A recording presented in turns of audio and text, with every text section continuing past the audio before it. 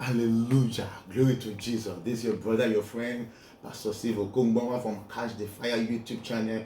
I brought now God's word from the throne of grace and the throne of mercy to you anywhere you are hearing the sound of my voice. Today, I want you to know that it's your day of divine visitation and divine encounter. God is going to turn your life around for good.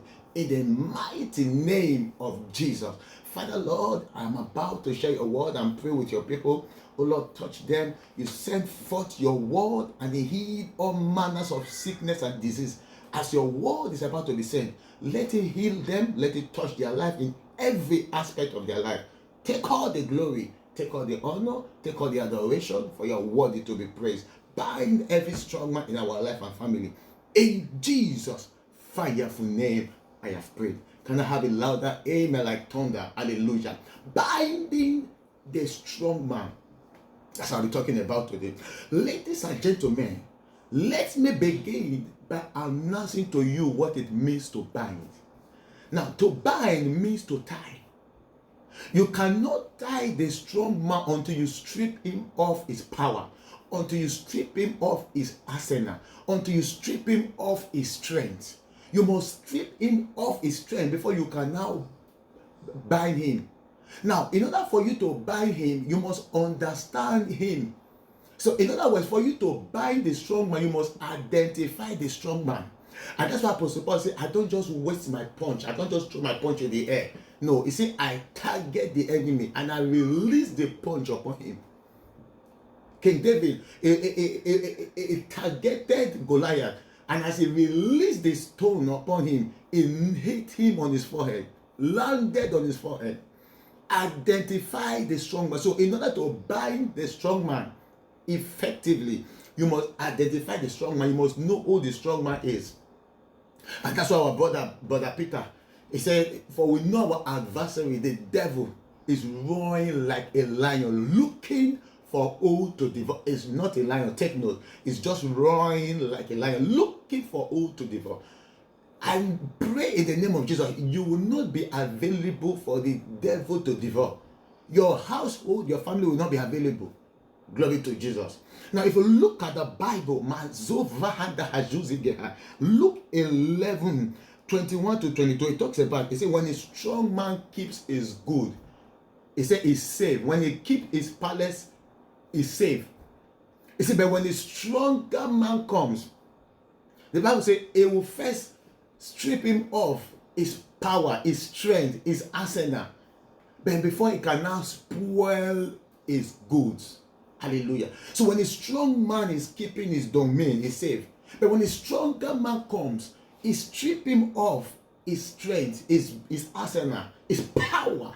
First, the enemy identify your weakness before he can now overcome you. And that is why we as Christians, we don't need to be vulnerable to the devil.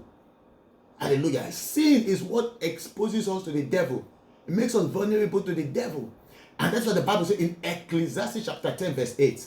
Whosoever breaketh an edge, a serpent will bite. In Romans 3:23, it says, for all have sinned and have come short of the glory of God. In Proverbs 24 verse 10, you see, if you faint in your day of adversity, you see, your strength is small. I pray your strength will not be small. You will not faint in the day of your challenge. You will not faint in the day of your trials. In the mighty name of Jesus Christ of Nazareth.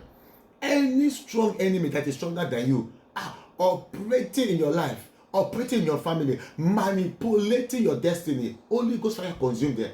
In the name of Jesus, I unseat them right now. In the name of Jesus, any strong man sitting in your glory, in your testimony, in your breakthrough, in your evidence, in your children's life, in the name of Jesus, I overturn that table. I seize that chair.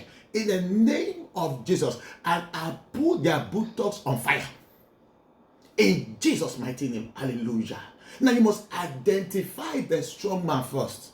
Then before you can bind him. Now, after identifying the strong man, because their strong men are forces that take hold of your will, your thoughts, your emotions, your children's life, your weakness to afflict you. Glory to Jesus. And if you look at what the Bible said in Psalm 18 verse 17, King David said, go and say Amahande, he delivered me from my enemies and those that hate me. He said, for they were too strong for me. So that is why we need to yield ourselves to the Holy Ghost always. And that's why we need to avoid sin. If you look at the Bible, it talked about, in the case of Samson, don't forget the name means sunrise. With power, endured with power, grace, unction, fire. And he had intercourse with Delilah, which means bring low. That's the meaning. Now, listen to me, ladies and gentlemen. Now, you see, when he was playing around sin, the devil identified Delilah, identified his weakness. And that is how they used to strike him. First, they strip him of his power, his strength. That's what she was saying. Tell me where your strength is. Without the enemy knowing where your weakness, I don't understand what I'm saying now. They cannot overcome you. And they want to know your strength and your weakness. They want to measure you and know how they can come in to oppress you.